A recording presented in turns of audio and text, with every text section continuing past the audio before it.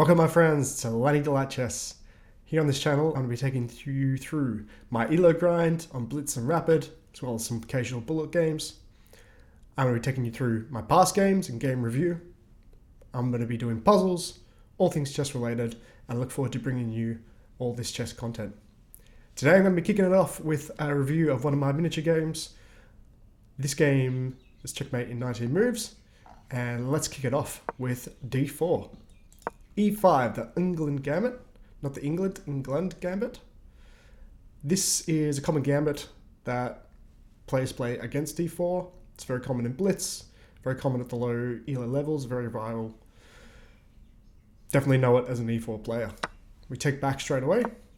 Here, often black wants to develop the knight with tempo, bring out the queen, start initiating traps along this diagonal.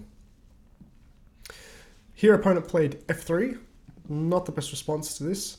f3 is always dangerous, opening up such diagonals to the king. Play in the center, principal chess, e4. Looks slightly random doubling these pawns, but we're going to fight for this pawn later and just control the center. Opponent now develops the knight, probably would have been the best first choice. We develop the knight, controlling and reinforcing this pawn. Opponent can take, but it's going to be very risky opening up the king here. Develop their bishop. We do the same. And here opponent takes with the knight instead of pawn. It's a mistake as we now pick up the knight. And when opponent takes back with the pawn, looks like they're reinforcing their center. But again, they've opened a gaping hole against their king side. Here we follow up with a great move. Attacking the king. Here we've got ideas of Scholar's Mate on the f7 square. Here this looks a lot like perhaps a Scotch game, or again, Scholar's Mate Wayward Queen attack, where we're attacking this king along the diagonals, hitting the f7 square. But there isn't a pawn on f7. So black has to develop to try and stop this checkmating coming. But here, just like in the Scholar's Mate, we pick up this pawn with a check, as well as a nasty fork against the rook in the corner. Opponent blocks the queen, can't block with the knight, as that would be check once we pick up the rook. We'll go ahead and pick up the rook for free. Opponent takes back in the center. We have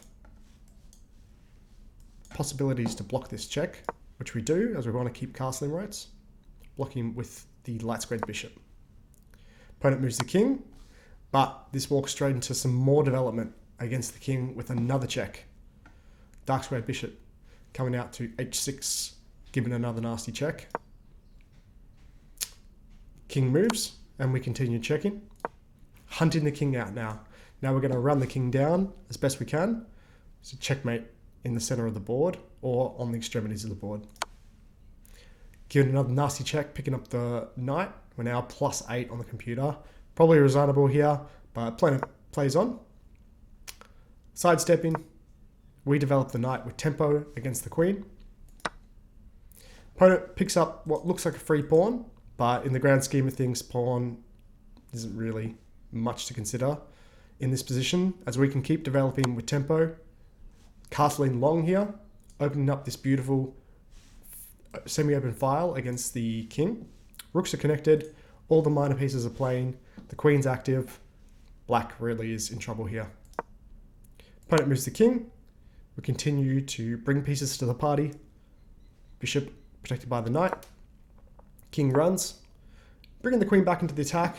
Computer obviously finds a more active move, but we're continuing to have potential discoveries, perhaps even attacking the queen in future. Opponent picks up another pawn. Again, in the grand scheme of things, it's really nothing, especially now as we have a forced checkmate. We go ahead with this discovery. Opponent sidesteps, and we checkmate on the edge of the board, protected by both the bishop and the knight.